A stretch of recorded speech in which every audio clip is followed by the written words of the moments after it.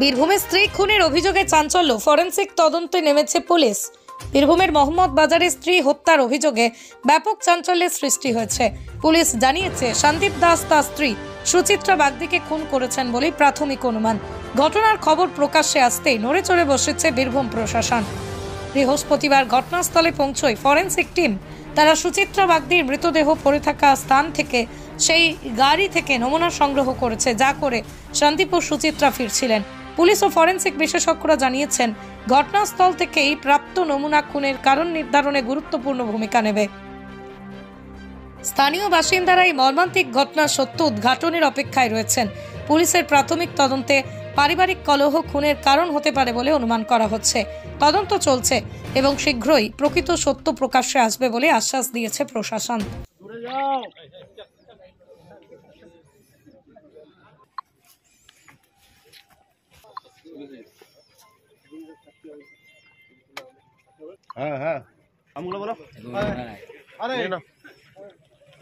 তাহলে কেটে বলো বলো নাম বলো এসো